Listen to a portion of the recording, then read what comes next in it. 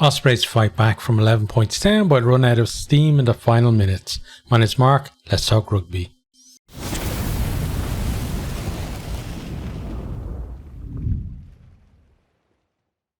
Glasgow looking the brighter of the two teams in the opening minutes, but then two penalties, one from a scrum and then one from the subsequent line-out. See Ospreys throwing into a 5 metre attacking line-out.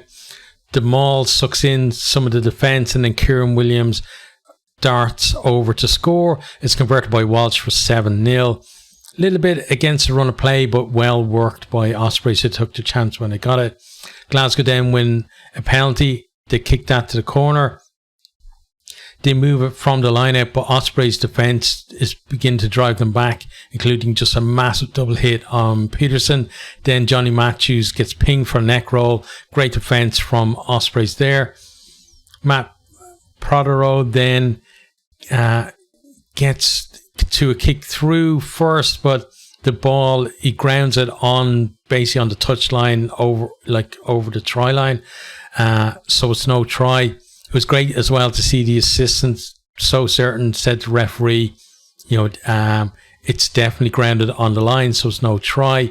And it kind of saved us having to watch 10 angles as the TMO checked it and gave us the same decision. So good to see, the on-field officials actually not afraid to make a decision.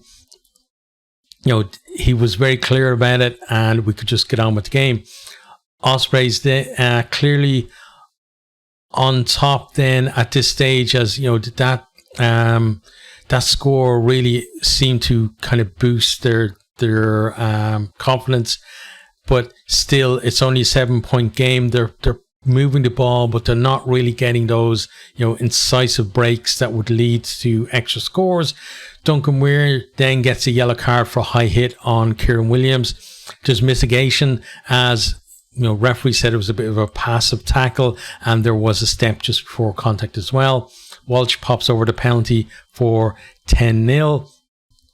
Sardoni then pinged for not rolling away. Glasgow, they go up the line, but Rhys Davies, after they spread it, managed to turn it over for Ospreys. At the moment, Ospreys defence is really on top of that Glasgow attack. Tipperick, though, in at the side, is a penalty to Glasgow, but kick to the corner just goes too long and it's a scrum back. And at this stage I'm thinking, is it just going to be one of those days, one of those nights for Glasgow when things just don't quite go their way? Ospreys with a powerful scrum and then Walsh breaks into the Glasgow half. They then win a couple of penalty advantages. Tipperick and North combine to get them within 5 metres. They then try to combine again, but North knocks the ball on a few metres short of the line out on the right wing. Back for the penalty. They kick this to the corner. Dewi Lake to Tipperick, and then somehow it's turned over and the maul appears on the Glasgow side. They punt it downfield. Glasgow then win a penalty. They go to the corner, set up the maul. It's making ground. Matthews gets over at the back to score. The backs is one of these ones where the backs come in right at the end to add a little bit extra weight to them as well. Weir converts for 10-7, and that was a halftime score. Ospreys then in the second half pinged for coming into the side. Glasgow kick up the line. They secure the line out, set up the maul. They're making progress again. Backs come in to add some weight and they're doing really well, like the Glasgow maul, just shifting that point of contact with the defence so that rolling it all the time, and Ospreys finding it very hard to readjust. They get over again. Matthews scores his 5th try of the season. We saw last year the try for number of tries for a season broken by a hooker in Tom Stewart for Ulster. Are we going to see Matthews now break that record again as another hooker? But this one is converted by Weir. Glasgow now leading 14-10. Glasgow then drive over from another maul. Centre Stafford McDowell, he actually claims the ball at the tail of a line out, and then the maul is set up. This time though, it's Violanu, who is the scorer, is converted for 21-10, and Glasgow are taking control. But that seemed to kind of spur Ospreys to respond. Glasgow pinged for not rolling away. Walsh slots a penalty from straight in front, 21-13. Ospreys then strike off turnover ball. They're so dangerous. You know, when that ball goes loose, they're really good at that just very quick transition from defence to attack. They get it out to Luke Morgan. He breaks down the right wing and then puts a nice angle kick back in field for Morgan Williams to gather and go over to touchdown. We have a TMO check as, you know, Morgan Williams might be slightly ahead of the kicker on offside, but it's not clear and obvious, so the try stands. Converted for 21-20, and Ospreys right back in the game. Glasgow then come out on top of a kicking battle. They're on the edge of the Ospreys 22. Weir tries a kick through, but it goes dead. Could have been maybe a little bit more patient with the ball, kept it in hand, try and maybe force a penalty, or at least, you know, probe a little bit more and see if we could find a gap.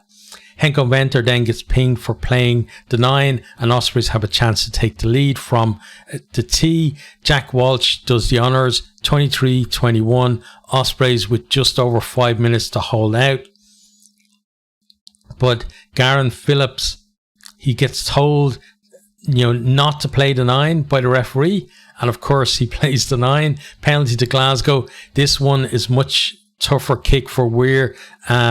But basically the same kind of thing. If he pops it over, he puts his team back in front. He does slot it, 24-23. Glasgow just edging it. Tipperick then mistimes his jump at the restart, and he takes out a Glasgow player. He gets a yellow card, and it's a penalty to Glasgow. They go up the line, use their maul, and it just seems to keep going. You know, it's not like motoring along the way you see some mauls jogging, but just slowly making progress. They stop once, but then they get the momentum again. Then Ospreys finally halt it as it enters the 22. Glasgow get a penalty for Ospreys being offside. I'm thinking that should be the game because, you know, it's less than a minute left. Use up the penalty, the shot clock, and then kick the penalty for the win. But Glasgow, they want the bonus point, so they kick it to the corner instead. They maul it, but it's halted just short.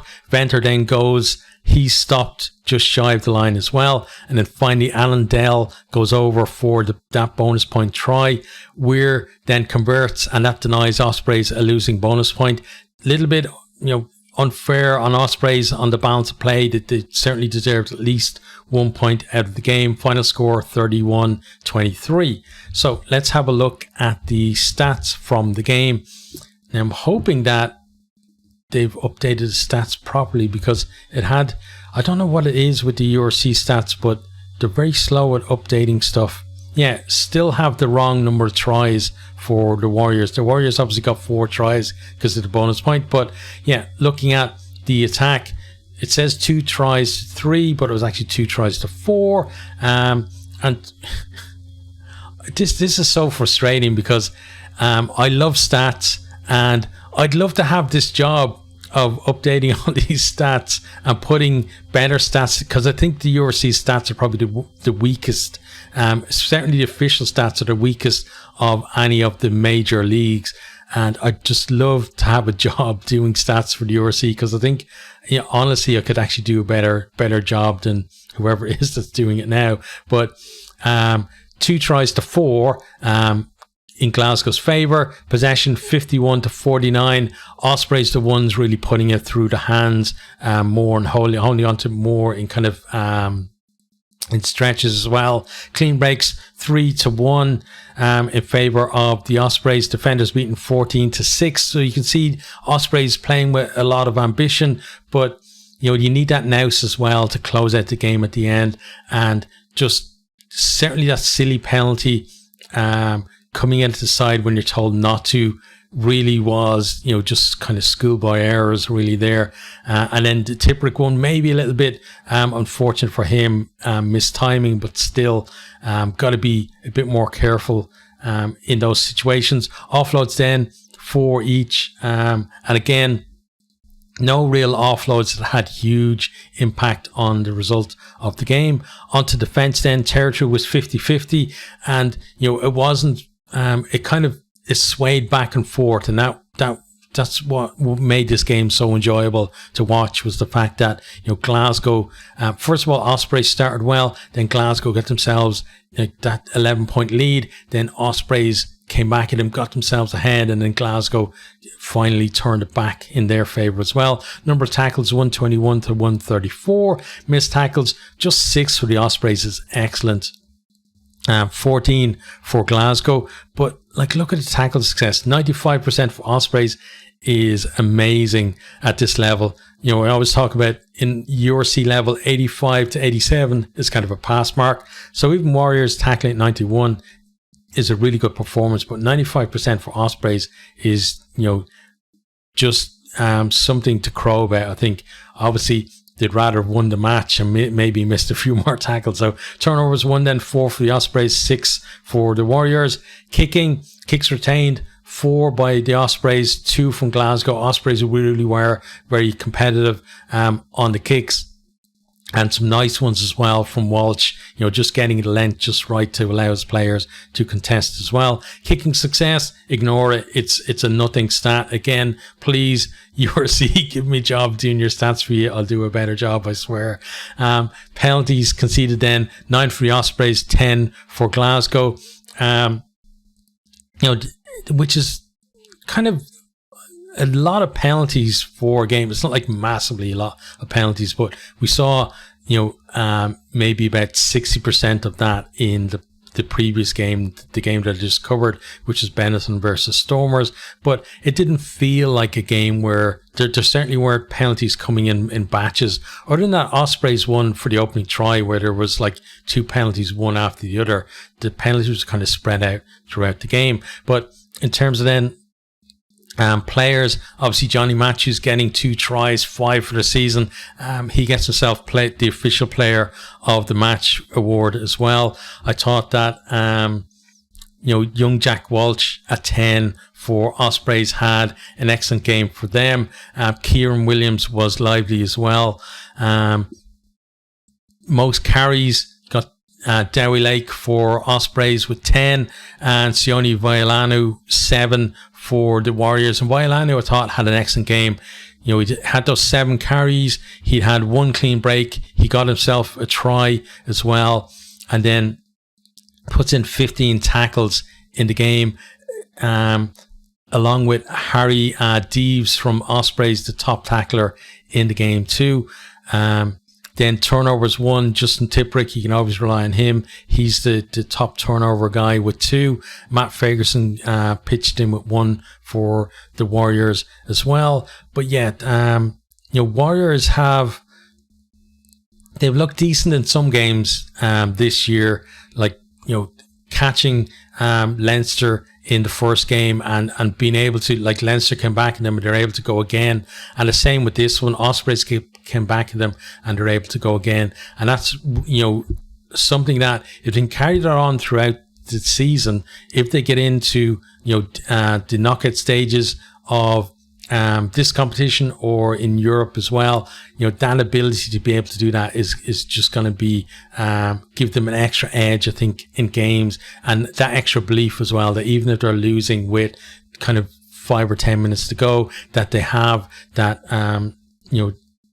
they have it in the bank, that they've done it already a few times this season, and it's looking decent for the Warriors. No real team have stood out to me so far yet as being the team who are on fire, on form, who are just going to sweep everybody in front of them.